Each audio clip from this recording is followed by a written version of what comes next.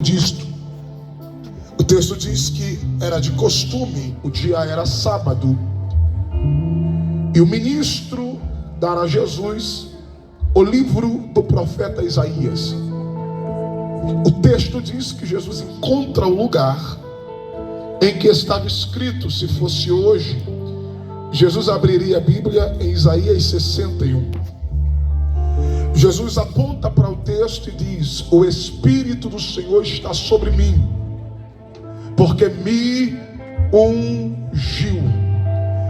Me ungiu para pregar, me ungiu para curar, me ungiu para libertar, me ungiu para restaurar, me ungiu para salvar.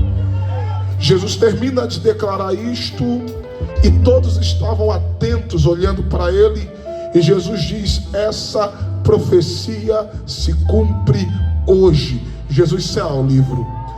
Esse texto não fala apenas dos primeiros passos ministerial de Jesus, mas também do cumprimento desta promessa, ou o cumprimento desta profecia que fora proferida pelo profeta Isaías, ainda no Antigo Testamento, a saber, o profeta que mais profetizou a respeito da vinda do Messias, o Filho de Deus.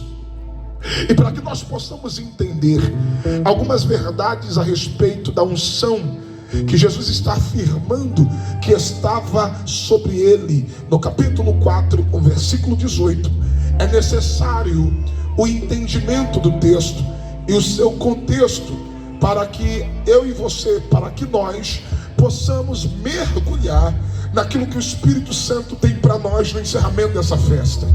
Se você ler o capítulo 4, o versículo de número 1, o texto traz para nós uma afirmativa. E qual é a afirmação do texto?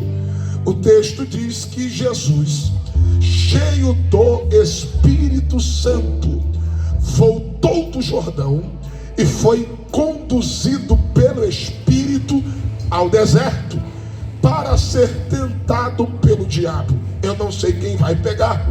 A afirmativa do texto é essa: Jesus, cheio do Espírito Santo. Interaja com alguém perto de você e diga: cheio do Espírito Santo.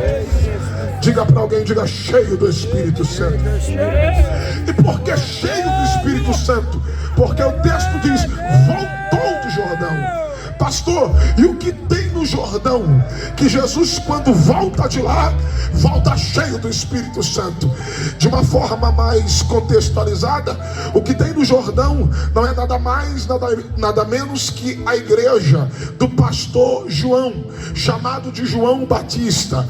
Pastor, e quem é ele? É aquele que em Mateus capítulo 3, tanto em Lucas capítulo 3, aparece no deserto pregando arrependimento e dizendo: arrependei-vos, arrependei-vos, porque é chegado o reino dos céus. Eu não sei quem vai pegar.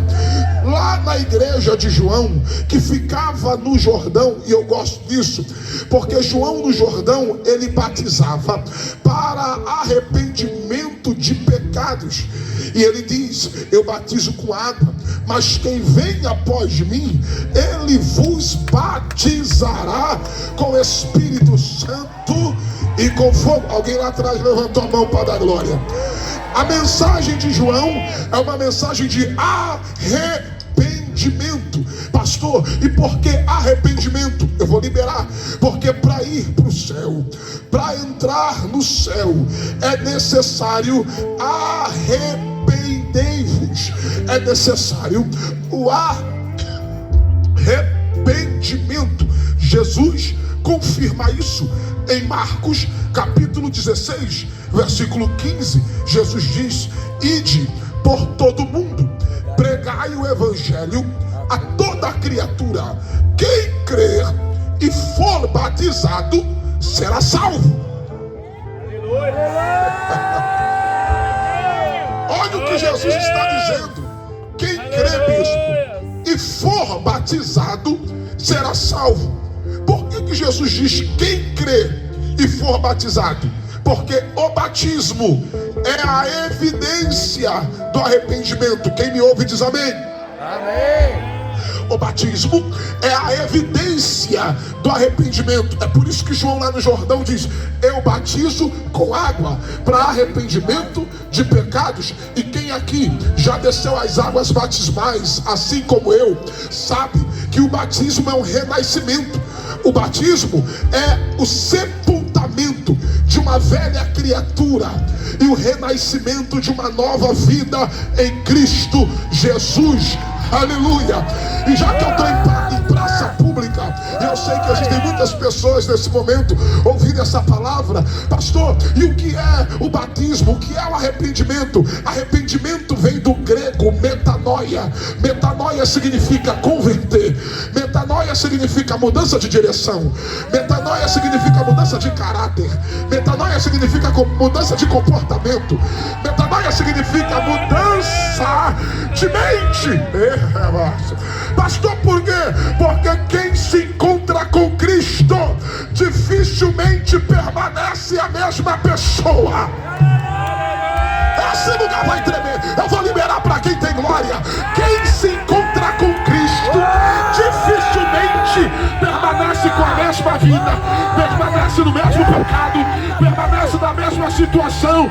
Eu não sei quem vai pegar. Eu venho do Rio de Janeiro, e lá no Rio de Janeiro é terra de vaso, é terra de profeta, pregadores, cantores, pastores.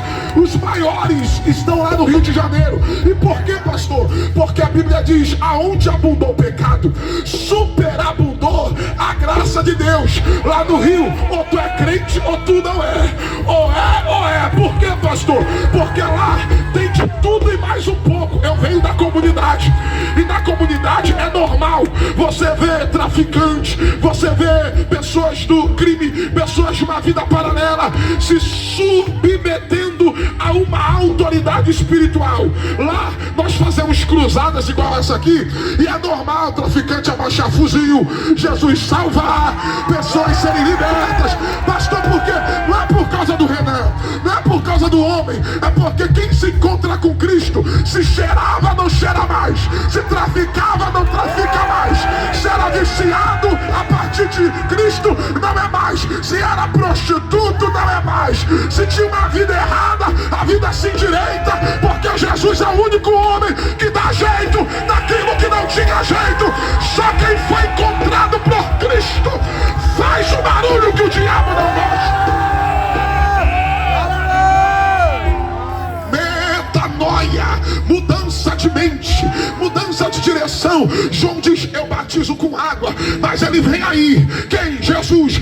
Ele vai batizar com fogo. Aí Jesus confirma o que João diz: quem crer e for batizado, batismo é a evidência do arrependimento. Só que Jesus está dizendo: para ser salvo, para entrar no céu, tem que crer e tem que ser batizado. Quem não crê, olha o que Jesus está dizendo: quem não crê já está condenado. Pastor, por quê?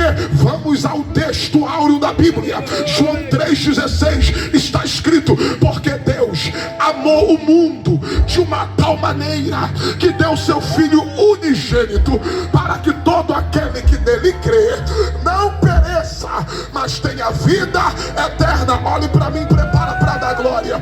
Quando o evangelista João escreve que Deus amou o mundo de uma tal maneira, entenda, Deus ama a todos. Você pode falar para pelo menos duas pessoas perto de você, diga assim: ó, Deus ama a todos. Diga: Deus ama a todos.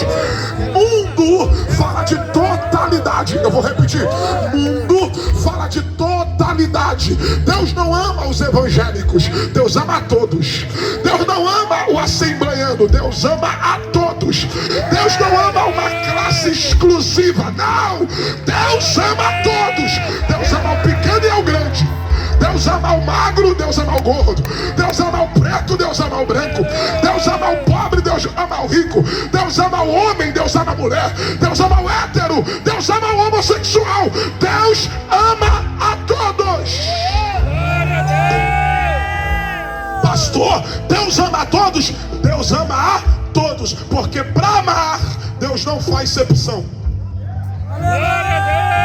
Para amar, Deus não faz faz escolha. Pode ser o mais problemático, Ele ama. Pode ser o pior da tua casa, Ele ama. Pode ser o pior da comunidade, Ele ama. A sociedade pode dizer, pai, isso aí não tem jeito, Deus ama.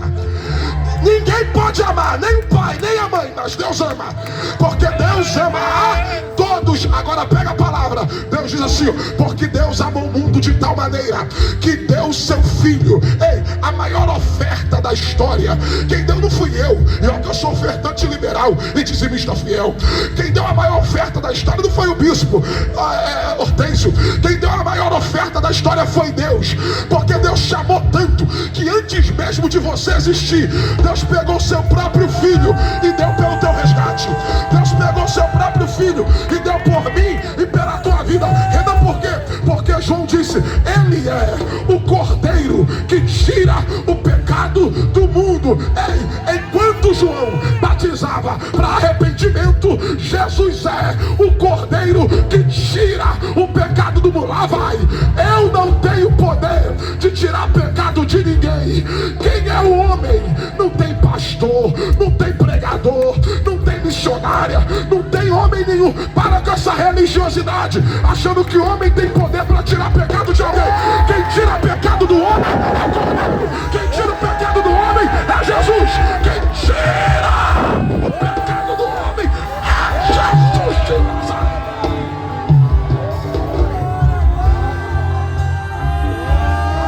Porque Deus amou o mundo de tal maneira que deu seu Filho unigênito, único Filho gerado por Ele, para que todo aquele que nele crê, para que todo aquele que nele, por quê? Porque só entra no céu, primeiro, quem crê em Cristo, o Filho de Deus, o Salvador da